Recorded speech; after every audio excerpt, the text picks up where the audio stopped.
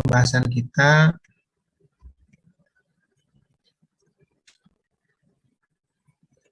untuk teknik sampling yang pertama, ya, yaitu sampling acak sederhana atau simple random sampling. Dan biasanya sering disingkat menjadi SRS. SRS, simple random sampling. Singkat menjadi SRS.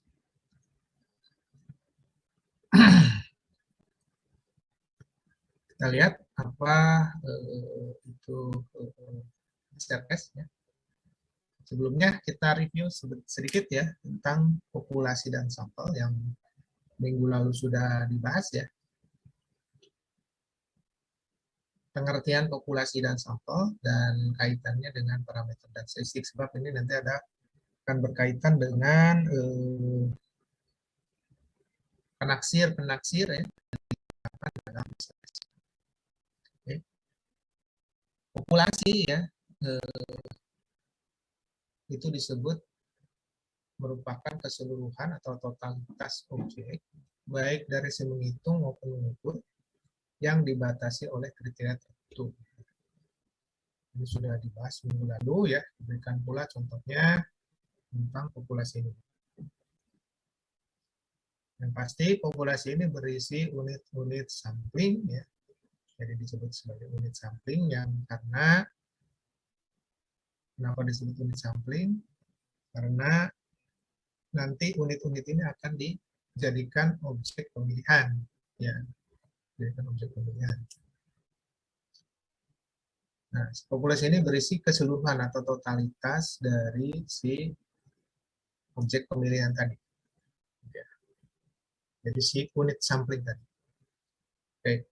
Apa yang diukur, apa yang menjadi karakteristik dari populasi? Itu disebut dengan parameter. Nah, nanti kita akan ambil 3 parameter ya. 3 yaitu rata-rata, kemudian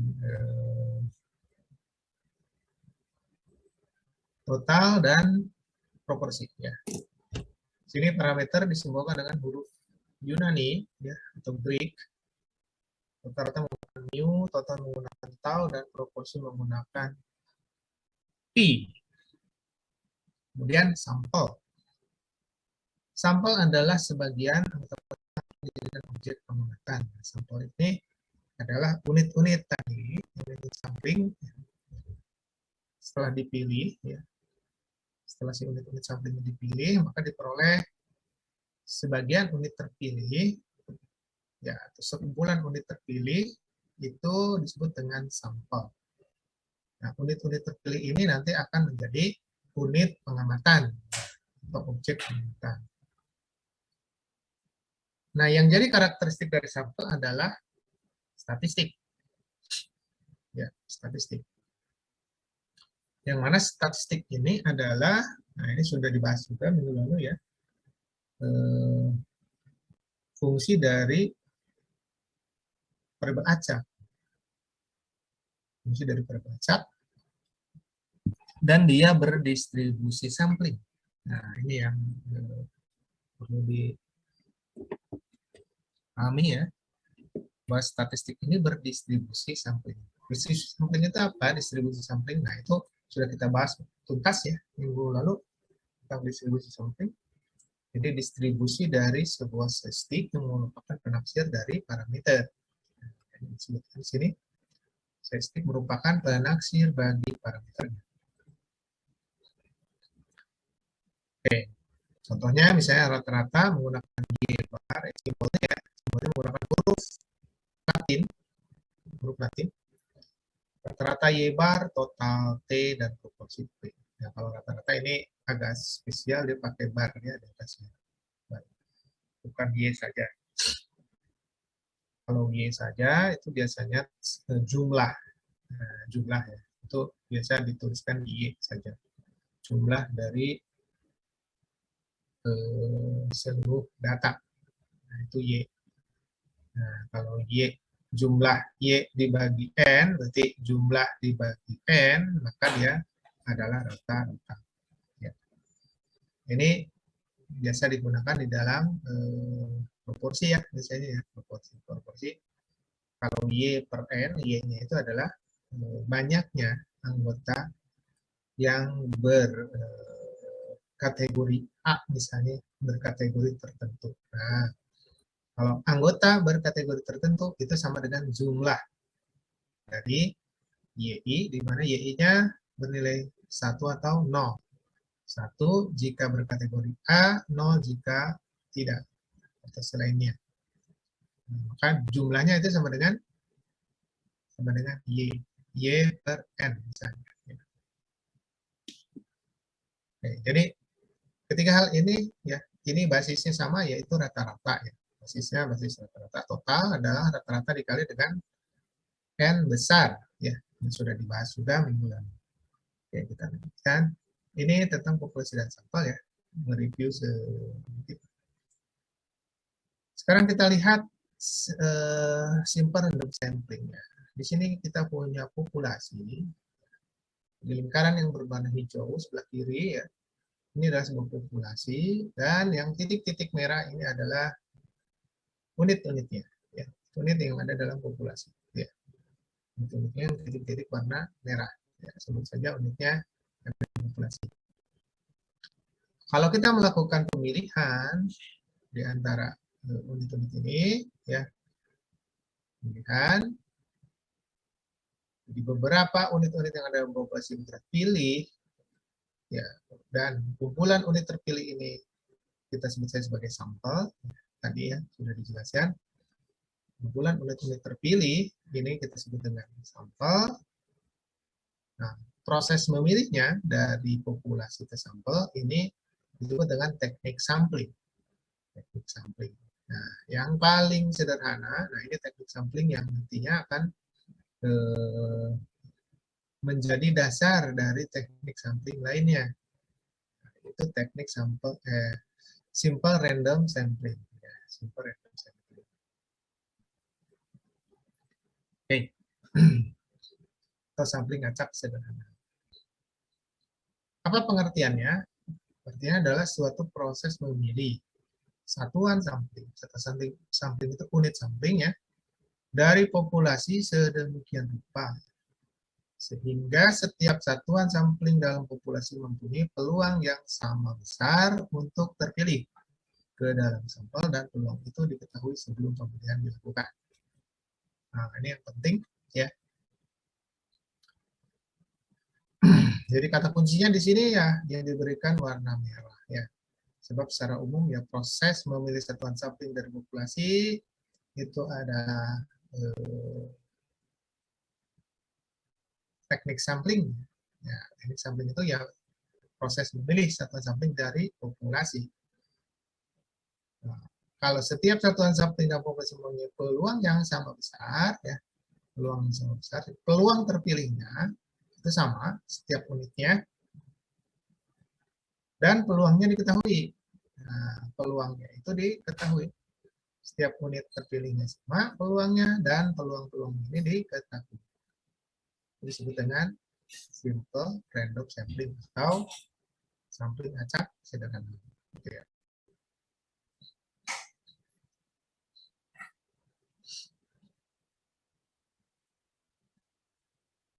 Oke. Ada dua cara dalam pengambilan sampelnya untuk simple random sampling ini, ada menggunakan dengan pengembalian atau with replacement. Artinya sebuah unit dapat terpilih lebih dari satu kali. Nah, jadi kalau with replacement berarti si unit yang terpilih dikembalikan ke populasi with replacement. Yang kedua adalah without replacement atau tanpa pengembalian. Nah, kalau ini unit yang terpilih tidak mungkin terpilih lagi. Nah, berarti yang sudah terpilih tidak dikembalikan. Jadi tidak mungkin terpilih dua kali. Kalau with replacement itu bisa terpilih lebih dari satu kali, bisa dua kali, tiga kali, dan seterusnya. Ini sangat tergantung dari proses pemilihan nantinya. Kita ambil contoh ya, kita ambil contoh kalau with replacement antara with replacement dengan without replacement. Kita coba buat suatu apa namanya ilustrasi ya. Kita buat suatu ilustrasi. Sebentar. Saya buka dulu.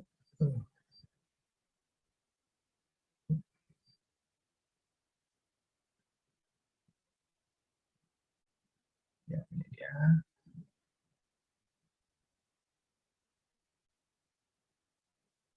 Bagaimana membedakan with replacement dan without replacement ya.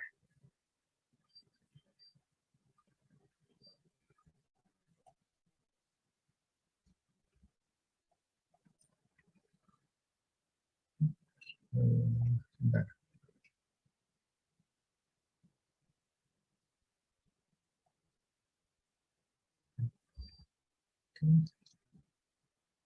Saya share sedikit. Cukup simpel betulnya ya. Saya umpamakan saya punya sebuah populasi.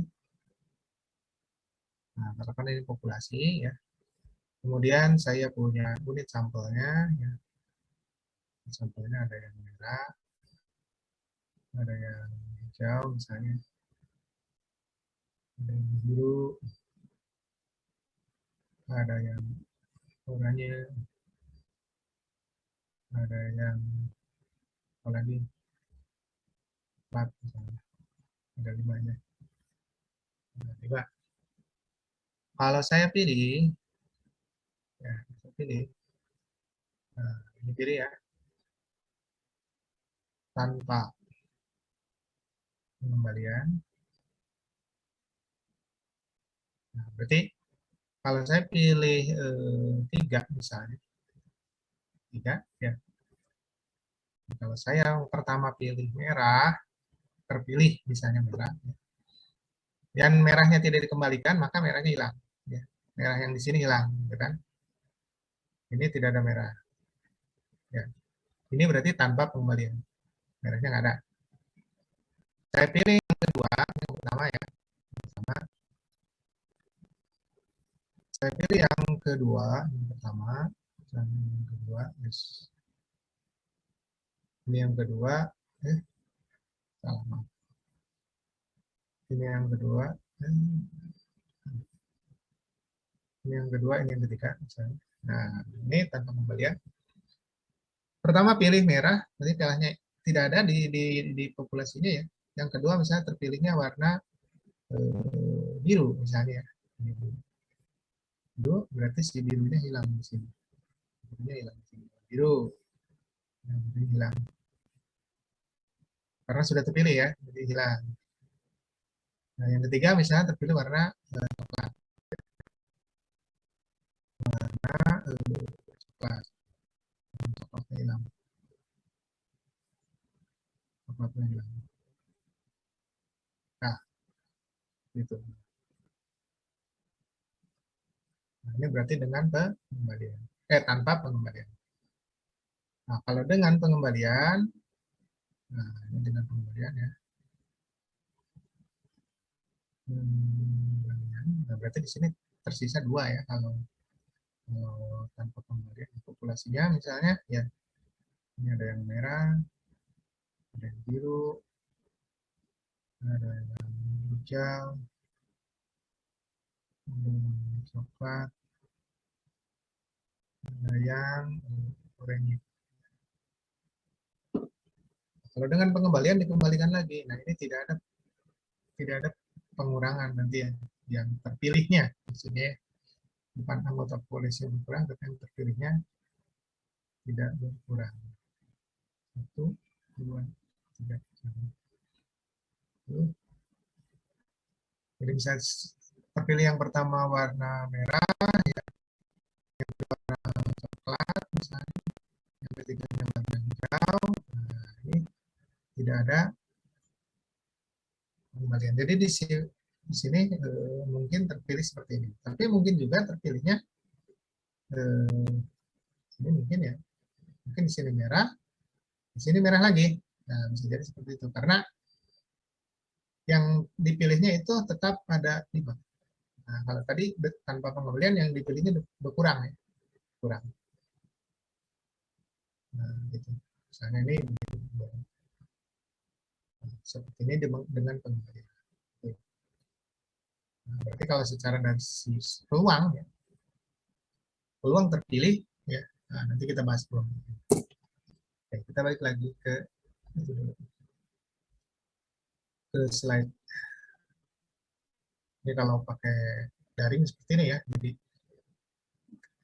kalau di kelas kan ada papan tulis, ada slide itu bisa bersama.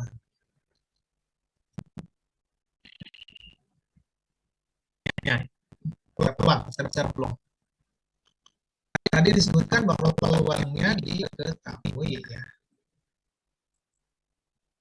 Dan peluang itu diketahui. Peluangnya sama dan diketahui. Nah, ini ya, perlu ditekankan dalam SRS, peluangnya sama dan diketahui.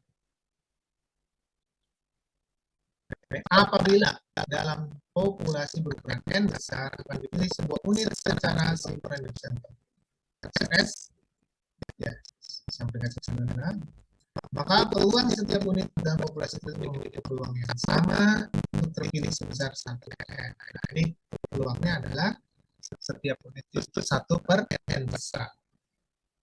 Oke. Ini kalau hanya sebuah. Pilih sebuah. Sebenarnya sebuah unit.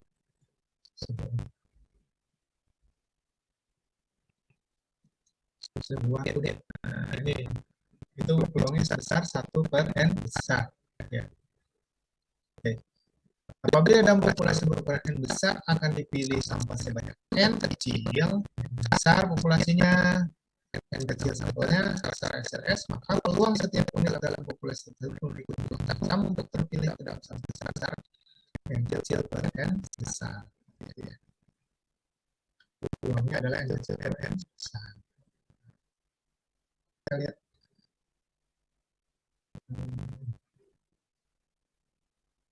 Tadi ya. Nah, di sini ya.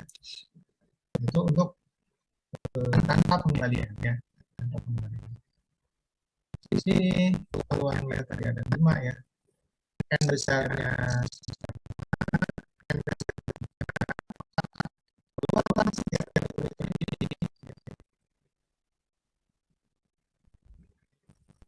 kayak ini dulu.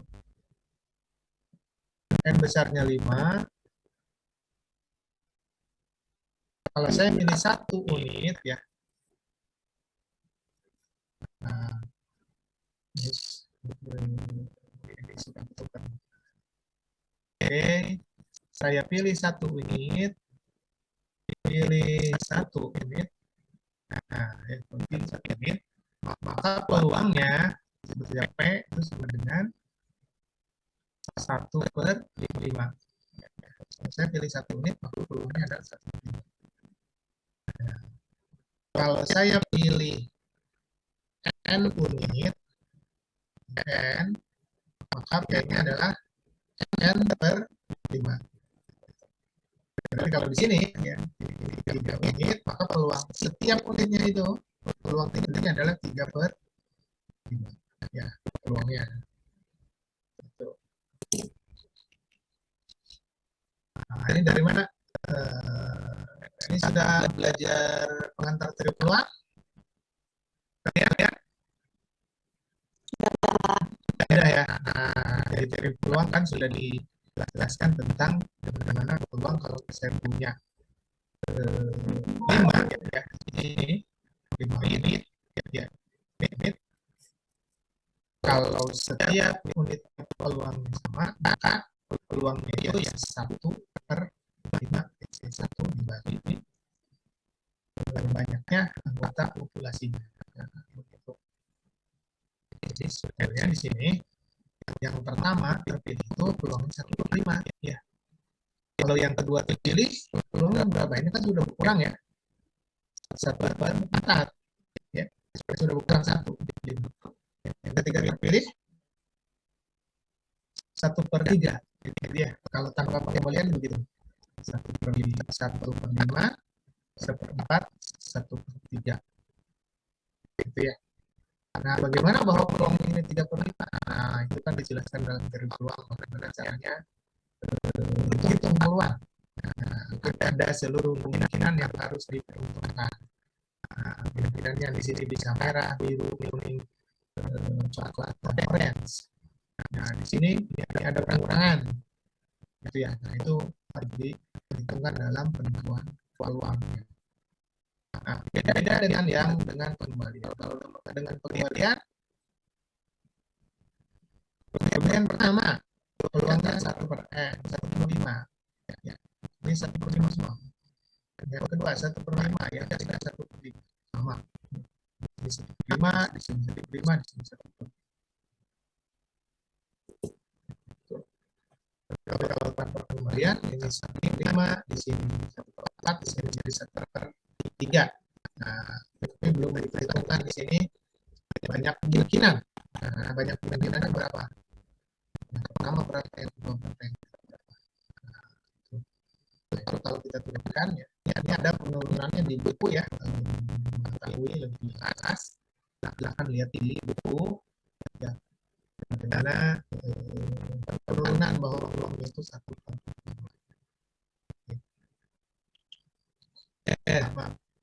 Bahwa peluangnya adalah n/5 atau 3/5. Oke, balik lagi.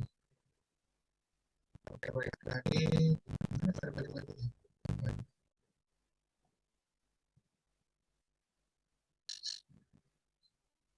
Oke.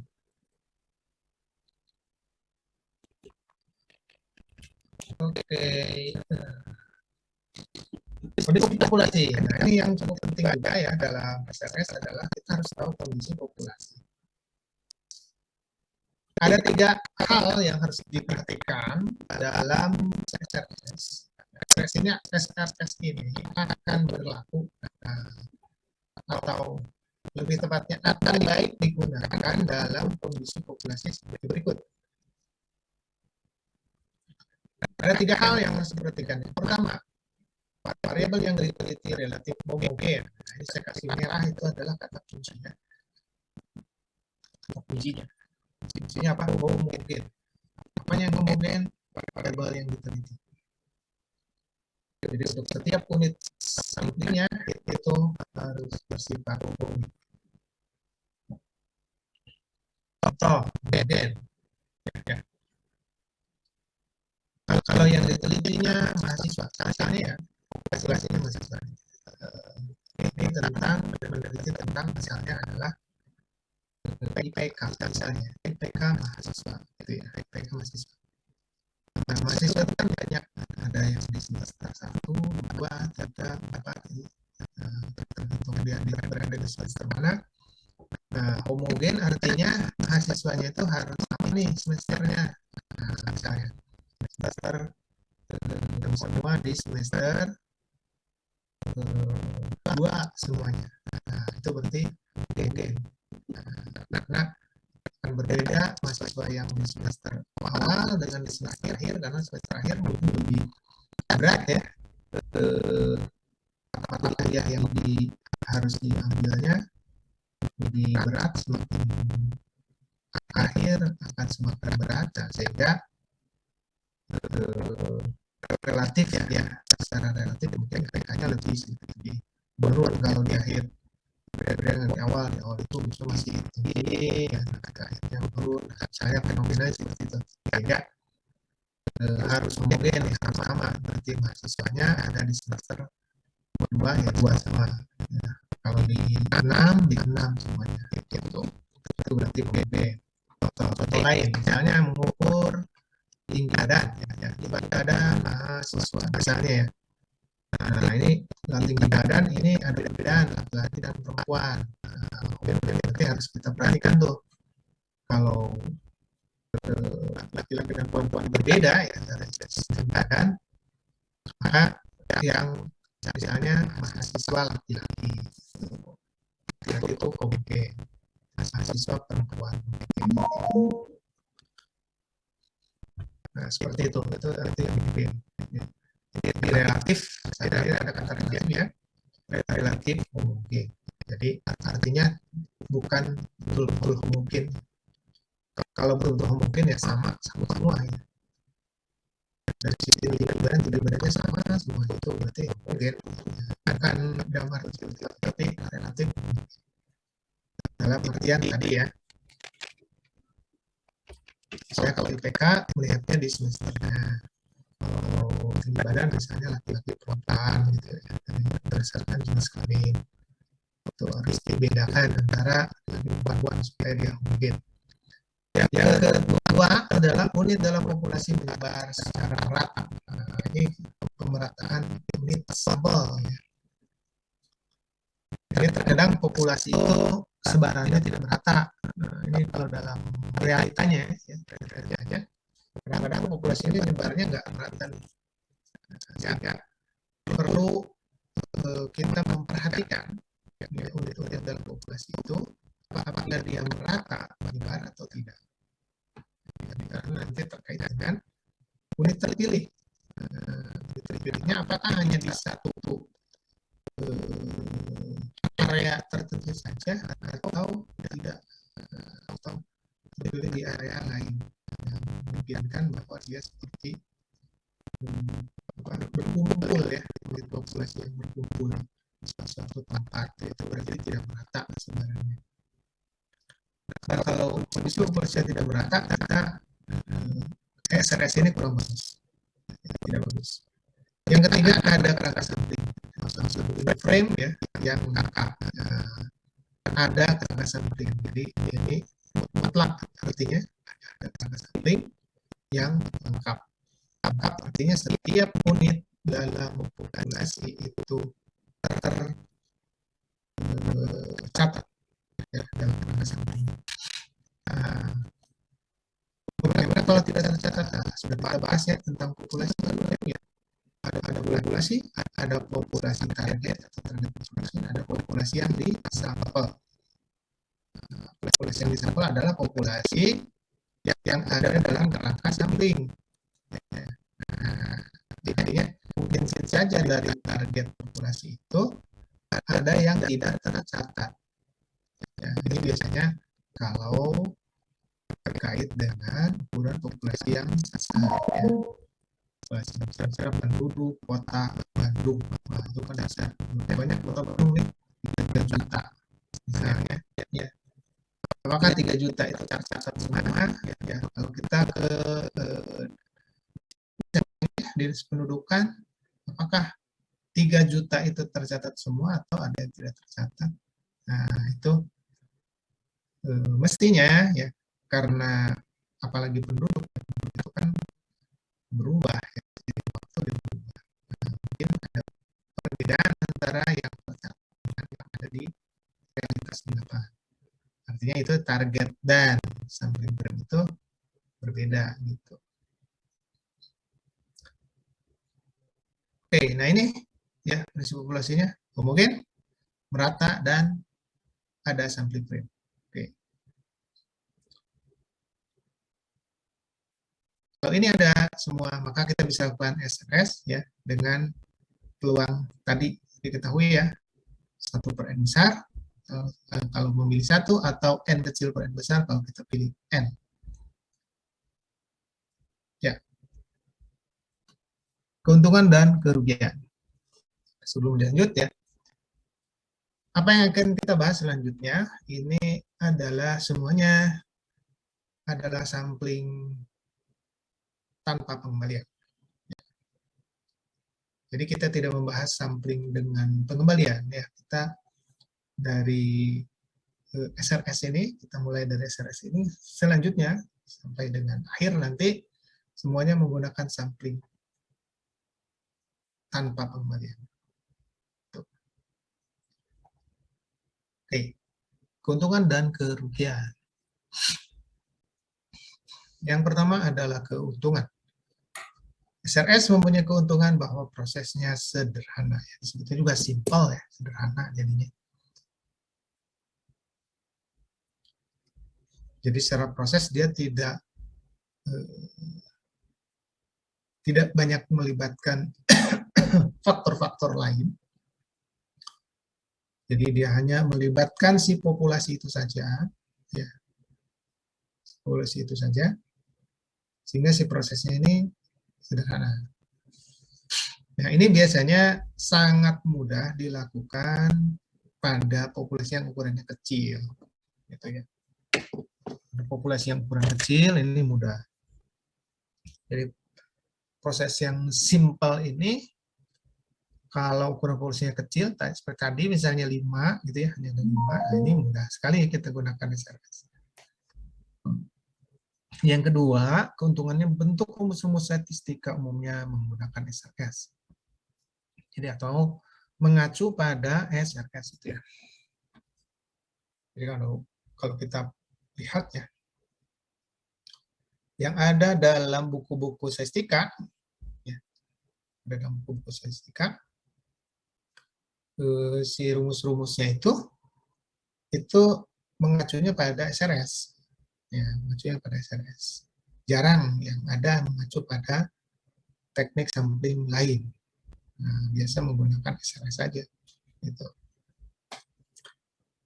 Sehingga itu menjadi keuntungan. Nah, kalau kita gunakan SRS, kita tidak perlu merubah rumusnya.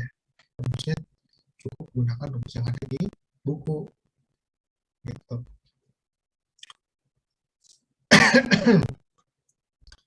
Oke, di samping keuntungan ada kerugian menggunakan SRS. Yang pertama, ada kemungkinan sampling terpilih tidak merata. Nah, ini.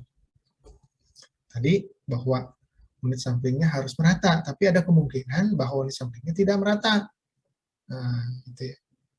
Jadi secara ini variabel integrity relatif homogen terpenuhi, sampling frame ada, tapi unitnya yang nggak merata. Nah, ini menjadi satu kerugian, gitu ya. Padahal kondisi populasinya ini harus merata. Ya. Yang kedua, sulit dilakukan pada ukuran populasi besar dan ukuran sampel yang besar juga. Nah, ya, kalau populasinya misalnya tadi Kota Bandung 3 juta, ya, sampelnya 1000, maka sama-sama besar, nah ini akan sangat sulit kita melakukan proses SRS. Nah, prosesnya memang sederhana ya, tinggal pilih-pilih begitu, tapi kalau populasinya besar itu sulit. Nah, nanti kita lihat ya di teknik sampling lain untuk mengatasi sampling yang tidak merata dan populasi yang besar. Proses memilih. Proses memilih. Tentukan populasi sasaran, target populasi ya, populasi sasaran. Yang kedua, susun kerangka sampling.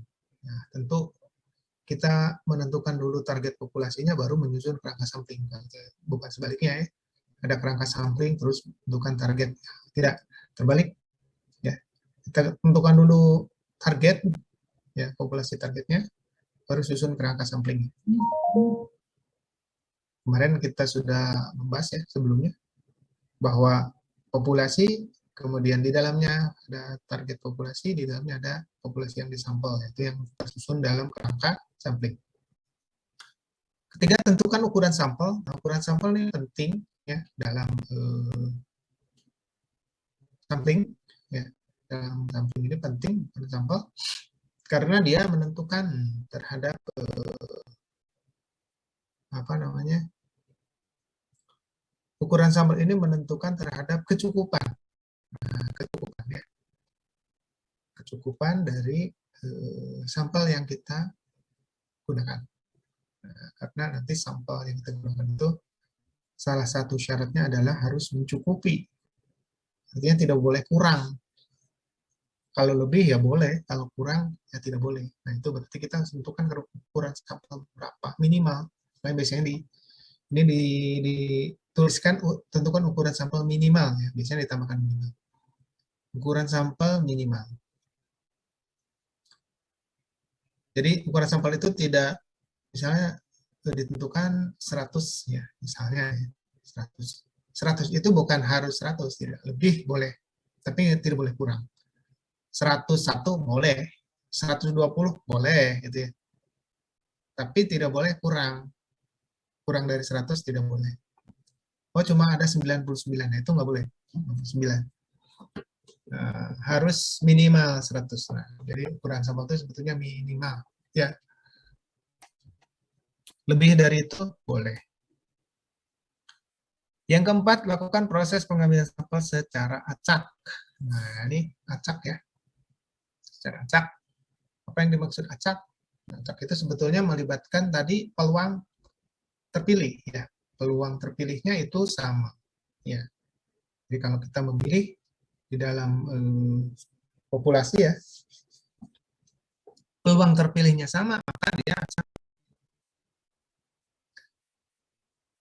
Tadi ada bola merah, biru, hijau, kuning, dan coklat, oranye gitu ya. Nah, kita memilih satu di antara 5 tadi, 5 bola tadi.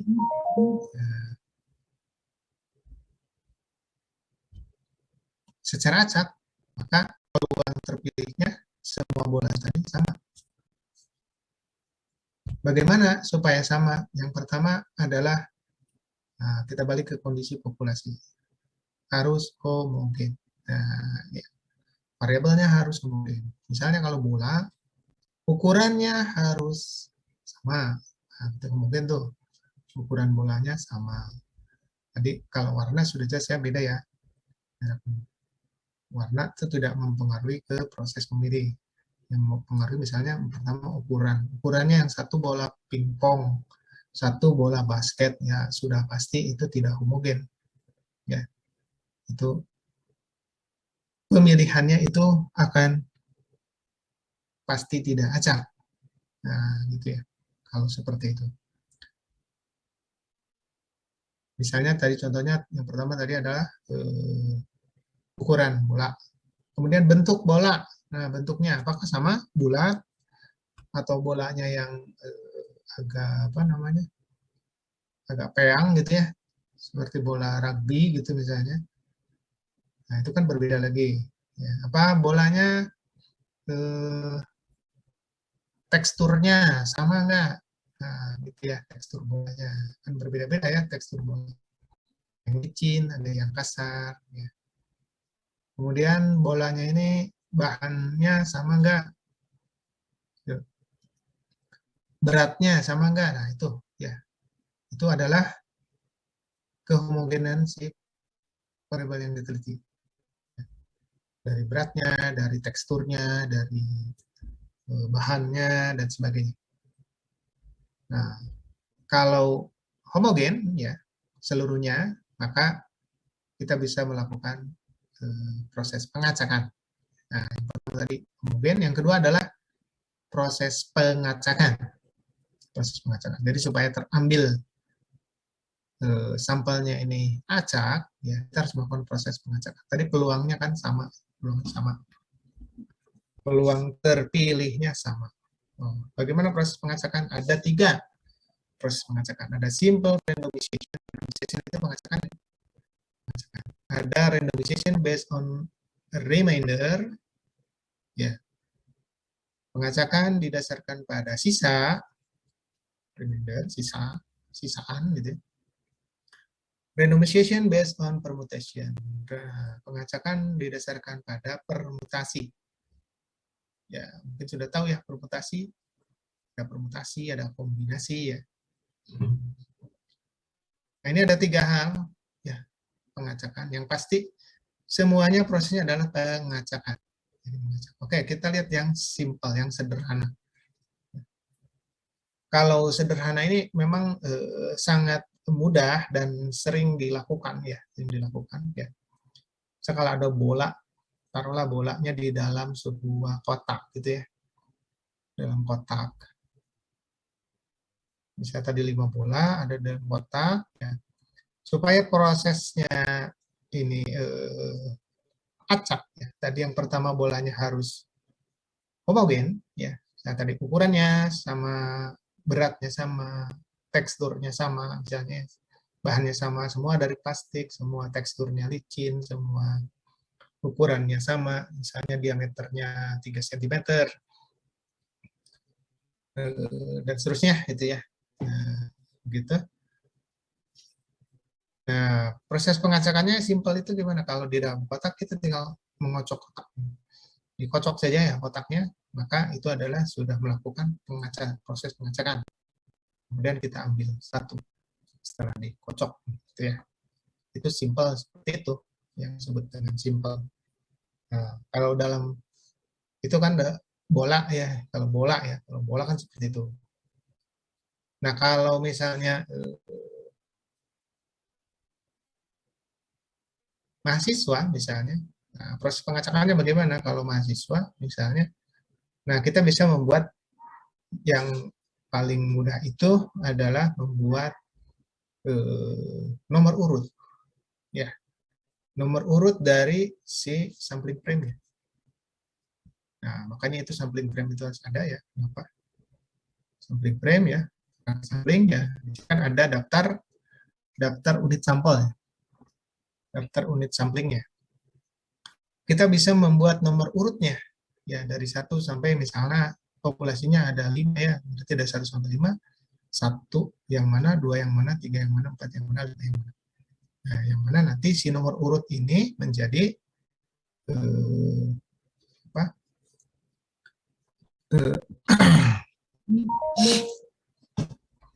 Menjadi kode unik ya. Nah, menjadi kode unik untuk proses pengacakan. Nah, kode unik untuk proses pengacakan. Taruhlah kita punya nomor urut 1 sampai 5 ya. Kita bisa membuat misalnya seperti arisan, misalnya ya, ini contohnya. Seperti arisan kita buat dalam kertas, yang kertasnya ukuran sama dan sebagainya, kasih nomor urut 1 sampai 5. Nanti dikocok. Cok, pilih 1 gitu. Nah, itu simpel ya. Nah, kalau sekarang lebih canggih ya, kita bisa menggunakan komputer untuk proses pengecekan.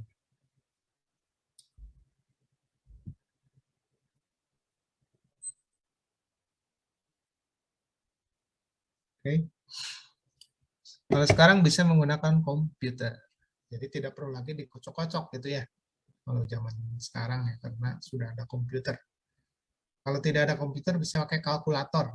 Nah, di kalkulator juga ada ya proses pengetahuan randomization. Nah, semua menggunakan simple randomization. Pakai komputer bisa, misalnya Excel, di Excel ada ya random, itu menggunakan yang simple ya. Oke. Yang lainnya ya remainder berdasarkan sisaan, kemudian permutation, permutasi ya. Nah, ini silahkan kalian cari nanti ya prosesnya seperti apa, prosedurnya ya, dijelaskan, dicari, dituliskan ya, dituliskan dan diberikan contoh. Paham ya? Simple, ini 3 nih, 1, 2, 3. Simple tadi sudah saya beri contoh sedikit ya. Simple seperti apa, based on reminder seperti apa, based on permutation seperti apa, berikan contohnya.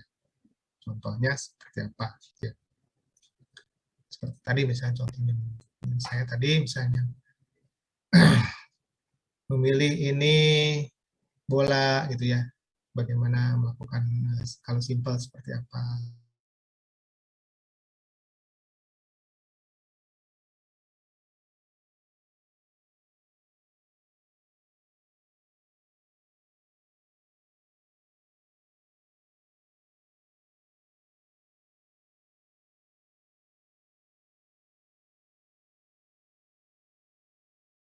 Prosedur untuk simple randomization, kemudian randomization based on reminder, dan randomization based on permutation. Tugas pertama, tuliskan prosedurnya dan berikan contohnya. Contoh yang sederhana saja. Ya, ini tugas. Oke, kita lanjutkan.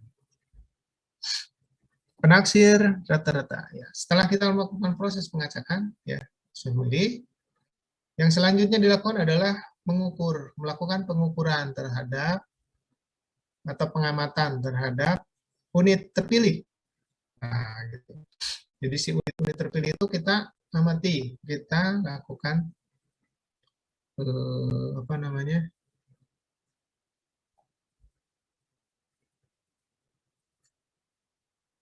pengukuran, ya pengukuran variabelnya. Jadi variabelnya kita ukur, kita amati di si unit terpilihnya. Bentar ya.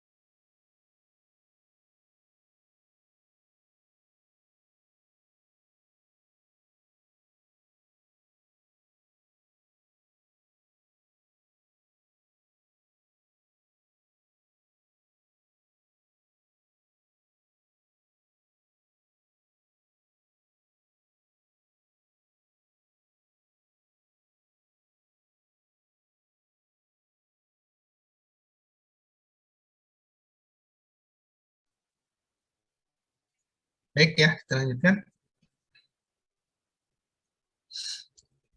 Ya, setelah unit terpilih, kemudian kita amati ya, kita ukur variabelnya, ya, taruhlah satu variabel ya, Y misalnya, variabel Y, kita ukur, ya bisa apa saja, ya misalnya tadi tinggi badan, kayak, atau IPK, kayak tergantung nanti permasalahannya apa. Selanjutnya yang kita lakukan adalah proses menaksir ya, kita masih ingat ya, sebelumnya, minggu sebelumnya bahwa tujuan dari dilakukannya sampling, ya sampling, kita mengambil sampel, ya, kemudian mengukur unit terpilih, ya, kemudian kita melakukan generalisasi ya dari sampel itu yang sedikit terhadap populasinya, atau disebut dengan inferensi. Ya. Inferensi ini ada dua ya kemarin, ada menaksir, ada menguji. Ya. Perbedaannya, menaksir kita tidak punya informasi tentang parameter. Menguji kita punya informasi, berarti sifatnya konfirmasi benar tidak ya bahwa parameternya itu sekian. Contoh misalnya, rata-rata tinggi badan mahasiswa Unpad misalnya ya, ini contoh nih, Unpad rata-ratanya adalah 163 cm misalnya, rata-ratanya 163 cm, berarti ada informasi bahwa rata-ratanya adalah 163 cm. Kita lakukan proses sampling, ya, terpilih misalnya N, populasinya N mahasiswa, kita ukur tinggi badannya, kemudian setelah diukur tinggi badannya, yang kita lakukan adalah menguji benar tidak bahwa rata-rata tinggi badannya adalah 163 cm. Kita mengkonfirmasi betul atau tidak rata-ratanya itu 163 cm. Tapi kalau tidak ada informasi itu, berapa rata-rata tinggi badan mahasiswa Unpad, tidak ada informasinya. Maka kita lakukan penaksiran parameter. Jadi kita taksir berapa rata-ratanya. Nah, itu ya. Jadi kalau menguji konfirmasi, kalau Penaksir itu kita tidak ada informasi tentang si parameter. Oke, yang kedua, selanjutnya, yang kedua ya.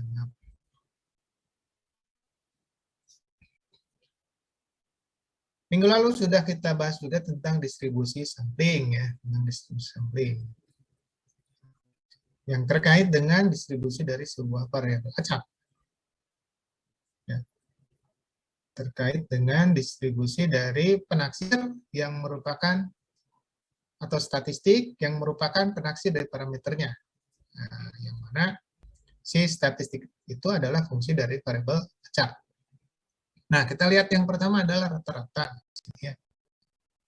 Rata-rata simbolkan dengan huruf mu. Huruf mu, ya. Ini simbol parameternya, parameter rata-rata mu. Penaksirnya kita simbolkan dengan huruf mu pakai topi. Ya. Ini penaksir. Oke. Penaksirnya mu topi.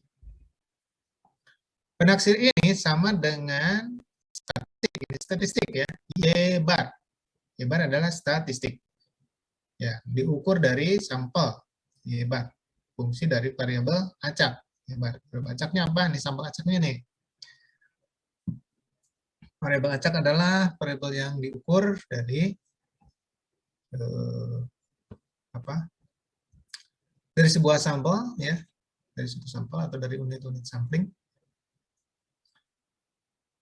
yang mana variabel tersebut mempunyai distribusi tertentu atau mengikuti distribusi tertentu atau memiliki peluang untuk variabel acak. Nilainya, nilai variabel acak itu adalah disebut dengan sampel acak. Nah, nilai-nilainya adalah ini, YI. Ya, nilai dari variabel acak ya, YI. I dari 1 sampai N kecil, YI. Sigma, YI, ini nilai dari variabel acak, I dari 1 sampai N per N. Ini rata-rata, ya. Penaksir rata-rata, mu, topi adalah ini. Nah, dalam distribusi sampling, selain menaksir rata-ratanya, kita bisa mencari apa? Ekspektasi ya, ekspektasi dari mu topi. Nah, ekspektasi dari mu topi. Ekspektasinya berapa? Ekspektasi dari mu topi. Kemudian yang kedua adalah, yang kita cari adalah standar error. Standar error itu adalah akar dari varian sampling. Akar dari varian sampling, ya, akar dari varian sampling adalah, nah ini untuk mu topi ini, atau untuk Y bar, adalah ini. Varian samplingnya V Y bar. Ini varian dari Y bar. Nah, ini pakai topi ya. 1 dikurang N per N kecil per N besar, dikali S kuadrat per N. Ya. Di sini ya kita gunakan topi karena apa? Karena di sini kita gunakan S. Ya, kalau tidak pakai topi, artinya dia masih berupa varians dari statistik Y bar. Ya. Rumusnya adalah 1 dikurang N kecil per N besar. Di sini sigma kuadrat per N. Nah, sigma kuadrat ya, sigma kuadrat itu adalah varians dari populasi. Nah, karena umumnya varians itu adalah sebuah parameter juga ya, dan umumnya tidak diketahui nilainya, maka kita taksir menggunakan S kuadrat. Nah, sebetulnya S kuadrat ini adalah penaksir bagi sigma kuadrat. Jadi S kuadrat ini penaksir bagi sigma kuadrat. Maka di sini kita gunakan topi karena sigma kuadratnya ditaksir oleh si S kuadrat. Oke, kita coba sebarkan sedikit. Nah. Oke.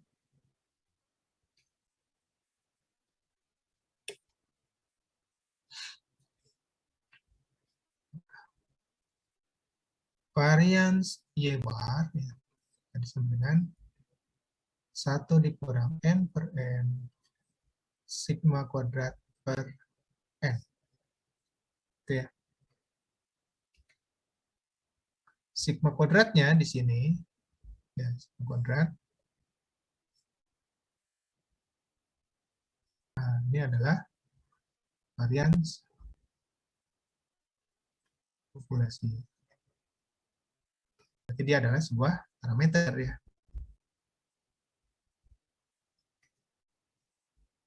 Varians populasi parameter. Karena parameter dia harus ditaksir. Di penaksir sigma kuadrat adalah S kuadrat. Ya, tadi ya rumusnya ada. Nah, sehingga di sini menjadi V Y bar, kita taksir ya, sama dengan 1 dikurang N kecil per N besar, S kuadrat per N. Nah, ini makanya pakai topi. Ini ada topinya nih. Kalau yang ini nggak ada topi ya. Pakai sigma kuadrat. Sigma kuadrat varians populasi. S kuadrat adalah penaksirnya. Nah, S kuadrat kan sini. Penaksir dari sigma kuadrat, ya rumusnya yang tadi. Oke. Itu varian sampling ya. Standar error, nah itu standar error Y bar adalah akar dari varian sampling.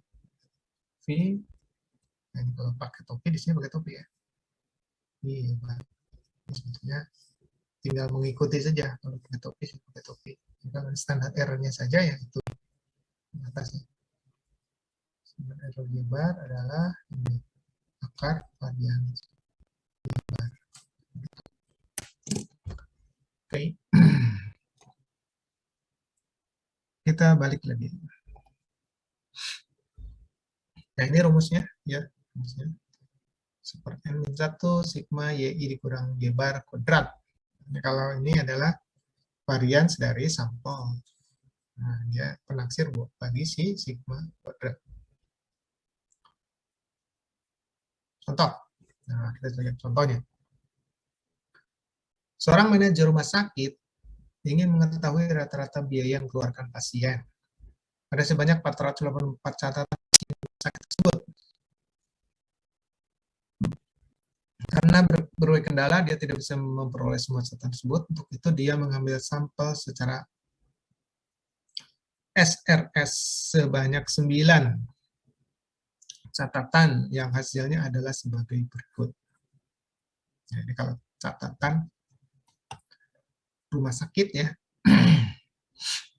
ini mungkin ini catatan pasien ya, catatan pasien. Nah, ini mungkin sampling frame-nya langsung ya ada dari rumah sakit tersebut. Ya, ini lebih simpel ya, karena populasinya juga kecil ya, hanya 484 saja. Sebut saja 9 ini sudah memenuhi, ya sudah mencukupi lah, sebut saja. Ini kan contoh. Ini dalam dolar. Ini ada contoh, ini ada di buku ya, silahkan lihat di buku. Hitung penaksir bagi rata-rata dan standar error. Nah, ini yang dicari ya standar error. Ini kan di varian sampling ya. Ini varian sampling, standar error adalah akar dari varian sampling. Hitung penaksir bagi rata-rata dan standar errornya. Nah, nanti kalau penaksir rata-rata, tinggal hitung aja pakai cara ini. Sigma YI per N. Ini penaksir bagi rata-rata. Errornya adalah cari dulu S kuadratnya. S kuadrat, kemudian hitung 1 dikurang N per N besar kali S kuadrat per N kecil. Nah, dari data tersebut dapat dihitung penaksir rata-ratanya adalah Y bar sama dengan sigma YI per N. Nah, sigma YI-nya di sini 1,9 per 9, karena ada 9 ya catatannya. Ini kalau dijumlahkan 368 di sini ya, dijumlahkan dibagi 9. Maka hasilnya adalah 40,89 dolar. Dalam dolar. Ada dolar ya. Dan simpan baku sampel, ini bukan simpan baku ya, ini varian. Varian sampel. Bukan simpan baku, nanti kita perbagi. Varian sampel adalah sigma YI dikurang Y bar kuadrat per N-1. Ada 35,67. Penaksir standar error adalah SE topi Y bar sama dengan akar varians Y bar. Sama dengan akar 1 dikurang N per N, S kuadrat per N. Nah, kita peroleh 1 dikurang 9 per 484 dikali 35,67 per 9. Sama dengan akar 3,8 yaitu 1,97. Nah, ini. Karena pertanyaannya ini standar error. Ya. Rata-rata dan standar error. Nah, standar errornya 1,97. Rata-ratanya 40,89. Apa itu standar error ya? Minggu lalu sudah dijelaskan. Standar error itu apa? Varian sampling menyatakan variasi dari si penaksir rata-rata. Ya, isi penaksir ya. Penaksir rata-rata ya, penaksir. Karena semua penaksir ya, dia punya varian yang disebut dengan varian sampling. Sedangkan standar error adalah simpangan dari rata-ratanya. Nah, simpangannya berapa? Simpangan dari si penaksirnya. Nah, itu. Simpangan dari si penaksirnya berapa? Sehingga kalau interval confident adalah penaksir interval, nanti didasarkan pada penaksirnya dan standar errornya dengan statistik ya, distribusi dari si penaksir tersebut. Misalnya kalau distribusi normal menggunakan Z atau T misalnya. Oke. Ini contoh yang pertama ya. Cukup mudah ya. Ini perhitungannya menggunakan rata-rata bisa, di sini menggunakan varians biasa ya. Tinggal di sini tambahannya